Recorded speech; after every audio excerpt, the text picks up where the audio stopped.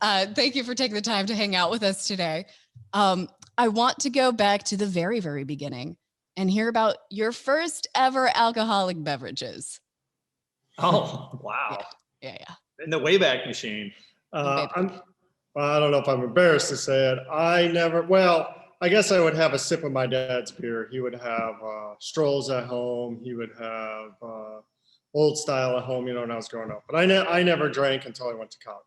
But I hit it hard that first weekend. I made it to the college campus and didn't stop after that. But it was probably a keg of PBR at an apartment house party. I probably had 3 or 4 my first time out. That was a good time. It's a good one to start with because then your expectations are here and you can only go it just goes up.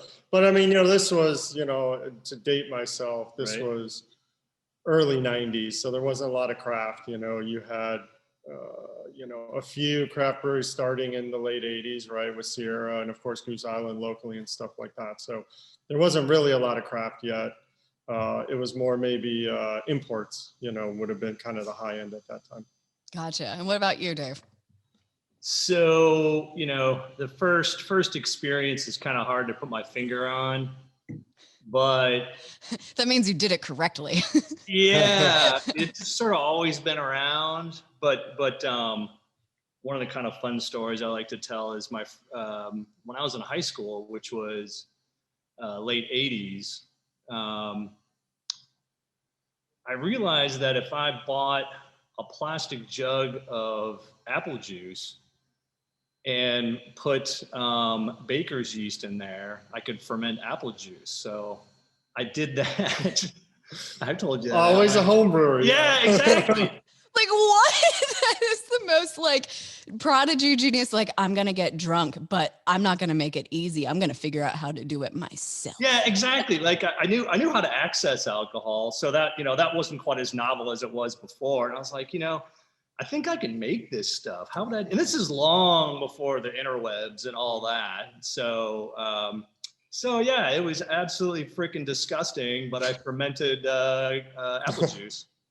I feel like in that scenario, we're not going for is it tasty? We're going for, will I die if I drink this? Yeah, right. I didn't go blind. I got glasses, but I didn't go blind. So that's all good. That's all we can hope for. I feel like, he didn't make his own beer and he has glasses too. So I think that this is good. I think we're good. Then again, he did drink PBR. So I toss him. So how do you guys go from, brewing apple juice or drinking PBR to now operating low res? Many years of home brewing. Dave and I met each other in the mid 90s. We didn't home brew at that point, but we drank a lot of beer together. And then we started home brewing probably around 2007 in Dave's garage. Did that for a few years, moved it to my garage, took over my basement with all of our equipment, and got serious about figuring out how to make a business out of it. How did that start? Who was like, we should do this ourselves? Because I imagine you guys just having the idea and then hyping each other up and being like, yeah, let's do it. Let's get it in the garage. Let's go. There was definitely pretty much so. It's for a couple of beer guys that are kind of nerds about learning how things work. It wasn't hard to get into homebrewing, and that was a blast. And as we got more and more serious about homebrewing and started entering into contests and trying to not just make the craziest homebrew, but actually make the best homebrew, the most repeatable homebrew, which are the hard things to do.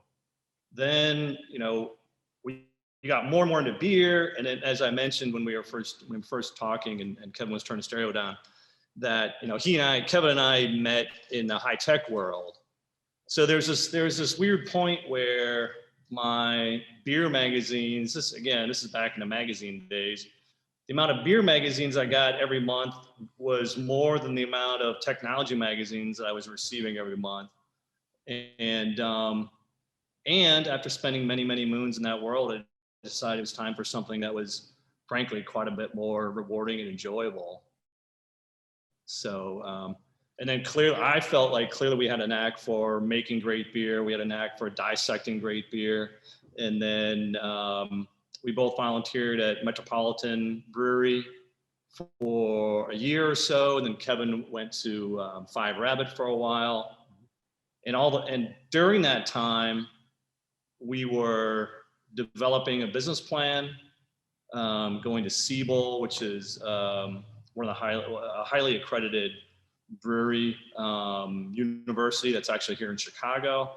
So we put ourselves through all the paces, not just the recipe development side and the brewing side, but the theoretical side at Siebel, and then the hands-on aspect at these different breweries. And then over many meetings and many beers at the Map Room, we kind of strong-armed each other into taking the leap and cutting the ties with the safe world and doing something a hell of a lot more fun.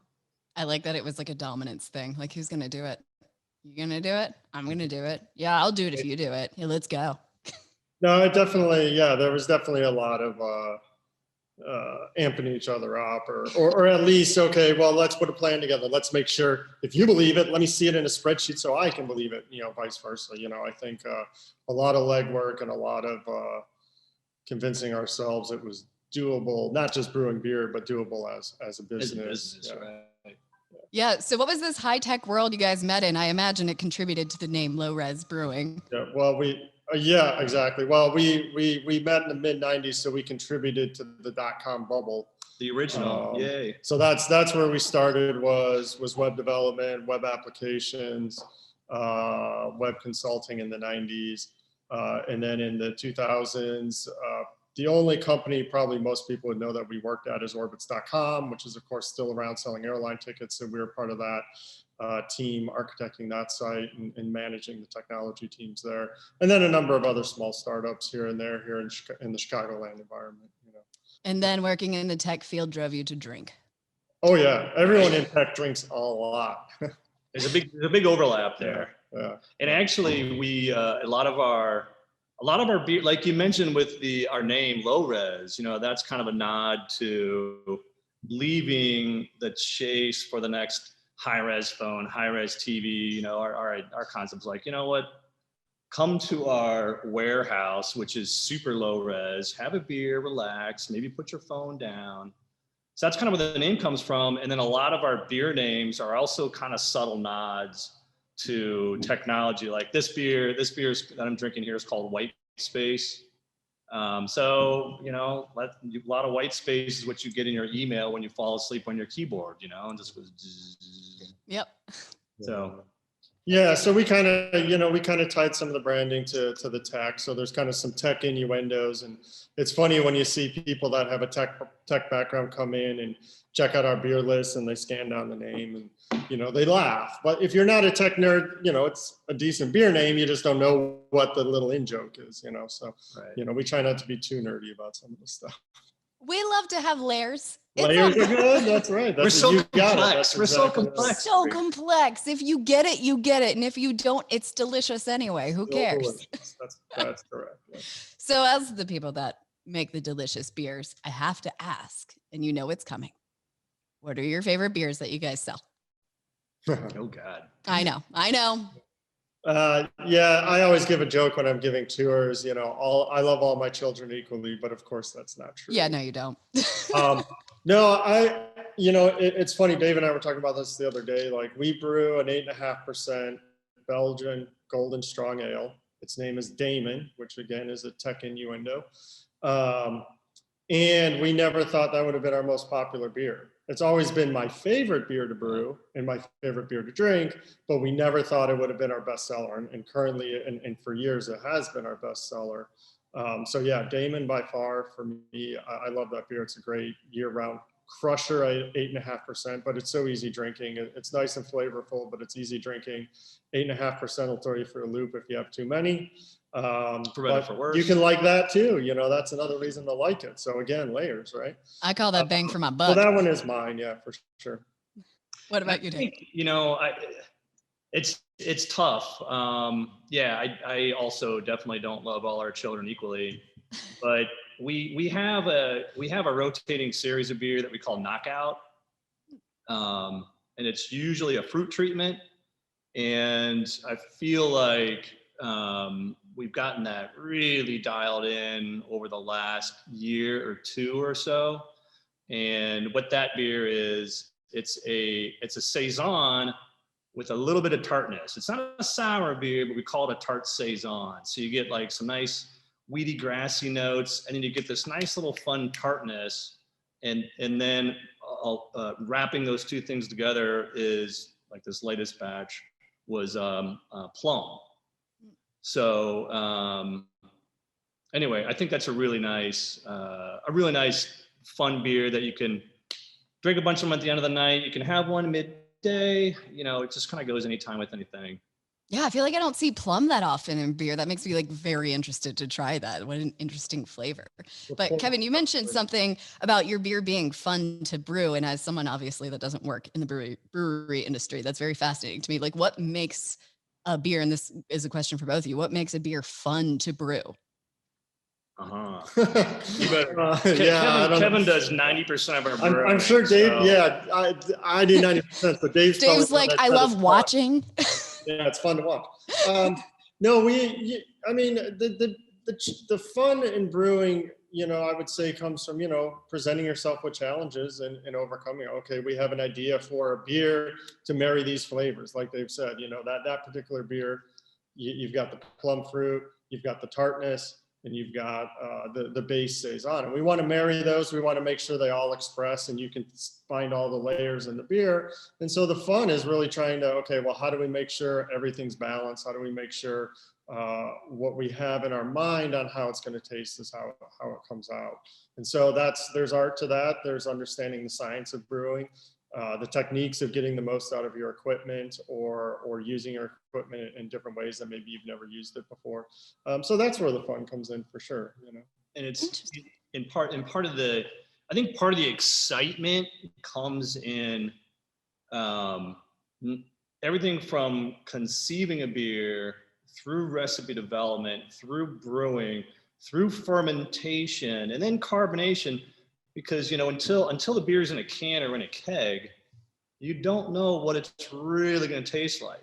Now, you know, with enough experience, you can taste the grains even before you put together a recipe and start to get an idea of what percentage of this, what percentage of that. And then, you know, maybe we are using fruit. Well, how much fruit do we use? Well, you kind of have to either figure it out through trial and error, or there's some empirical ways to figure that out as well. You know, it's kind of like making chicken soup. I use this chicken soup analogy a lot. But first you have to make stock. But before you make stock, you have to eat all the celery and eat the raw chicken to figure out how it's going to taste once it finally goes through this long process. You know, it could take from grain to glass, it might take, you know, a month. And you have a good idea and you can guide it along the way, but you really never know if you hit your mark until, you know, you finally have that first drink of a freshly carbonated beer. Totally. Yeah. There's room for it to be done a correct way, and there's room for improv too. That sounds like the best of both worlds. So you could argue that, of course, there's work going on outside my living room right now. Love that for us. You could argue that the vibe and interpersonal relationships in a brewery are just as important as the actual product and beer. So is there a favorite moment that you've had either with like one of your customers, a regular, or just because of the brewery that's really stuck with you, that's maybe been like, I'm so glad I got into this? I think a lot of those experiences revolve around our tap room itself. And, you know, it's been kind of an odd year, which is a nice way of saying really goddamn depressing for, you know, it's for a place that serves alcohol on site. We chose early on, and when the first shutdown happened, you know, we shut things down. We were able to keep the brewery moving, but we didn't allow people back in our tap room until all of our staff was vaccinated. So seeing people come back into the tap room, and many of these people I know by name. We might actually be social together. Some of these people I don't even recognize, and they're just so happy to be back at low res, drinking low res beer. And even before the pandemic, people come into low res. So I'll tell you right now, we've never done an IPA. We've never done a double IPA, anything like that. But people that come here and they look at the beers we have available, and a lot of them skew heavily on the Belgian side. Belgian sour and malt forward are the kind of beers we do. And Sure. see people look at our menu and go, oh my God, you've got 5 Belgians available, and you've got a barrel-aged imperial stout in the middle of summer. That's super exciting to me. When people get what we're doing, as opposed to somebody that comes in and they grumble as they walk away from the bar because they don't have any, over-hopped Hoppy Boy double IPA or something like that. Keep it So simple. it's really fun to connect with people, whether I know them or not, that are just, their eyes light up when they are drinking low res or see what we have to offer. Totally. So what do you guys have on the docket for 2021? We just had a delivery of cider from our friends at Eris Cider and Brewery. So we sell their cider here. So anyway, yeah, shout out to Eris. Kevin just ran over to make sure that the keg landed okay. This is important stuff. We take our cider seriously. So yeah, this is the receiving team at low res. Is that code word for the drinking team? Be honest. So we receive beer every day. We receive beer through our mouths, into our stomachs, into our livers, into our decision making. It's great. Absolutely. So what do you guys have on the docket for 2021? What's this year look like after recovering from 2020? I would say we're still recovering. I think, we're, like Dave said, we're super happy to be open inside again, seeing people indoors, seeing people on the patio. We'd love to be able to get back to 100% capacity, not just 50% capacity. But yeah, 2021 is, hopefully the return of draft sales. We had to kill pretty much all draft when all the bars and restaurants were shut down last year. So return to draft sales will be good. Continue really strongly with our canning our products and stuff like that. And, we'll see how it goes. I don't know if anyone knows exactly how this year is going to go yet. Yeah. I mean, it's looking good, but I'm scared to be hopeful. Right. Yeah.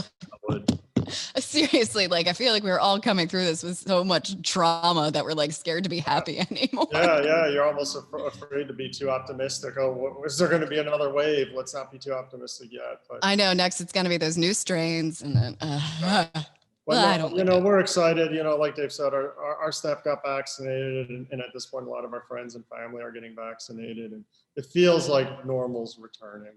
Yeah. Again. Fingers crossed, knock on all of the wood.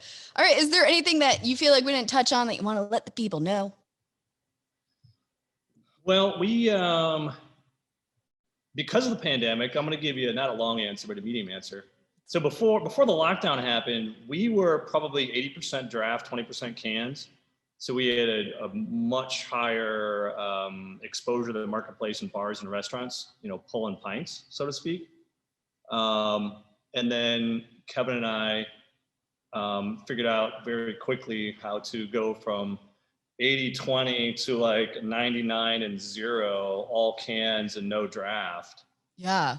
And because of that, we've been able to push a lot of cans into into liquor stores and grocery stores. So we're in all the Vinnies, all the Whole Foods, in Chicago proper, a lot of, independent liquor stores and grocery stores. And then we're branching out to the suburbs as well now. Like Kevin said, hopefully we're going to see the draft layer on top of that, because personally, I love consuming beer in bars more than I love consuming it in a grocery store, because people look at you weird when you do that. But yeah, no, I think, it was dicey, from a financial perspective. We lost a lot of our revenue. And, I feel like we are in the process of threading that needle and getting things kind of right sized, I guess.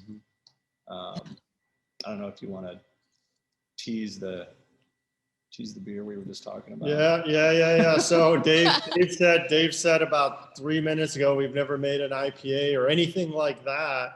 And he actually told a little fib. Last week, Dave and I brewed our first Hazy IPA. So we didn't just, we jumped into the deep end of the pool. We brewed a Hazy IPA for a program called Things We Don't Say, which is it's part of the Hope for the Day nonprofit. Yeah, Hope for the Day nonprofit, mental health, suicide prevention and awareness. So it's a big nationwide project that's going on. So we're excited. We're excited to brew that. Again, get a little bit out of our comfort zone and use our equipment in a different way, use hops in a different way, think about a recipe in a different way, but do it for a good cause. And so what we're going to do is we're going to do a firkin of that beer. We're going to throw as big of a party as we're allowed with our capacity in the middle of May. We don't have a date, but check our social media. We'll be posting in the next week or so when we're going to have that firkin party, and all proceeds are going to go to Hope for a Day and support, mental health causes and suicide prevention. Actually 100% of sales, not just proceeds, but 100% of sales for that event is going towards Hope for the Day. I love that. But wait, this is huge. It's your first IPA. So wait, hold on. We think it's kind of a big deal. Hopefully yeah.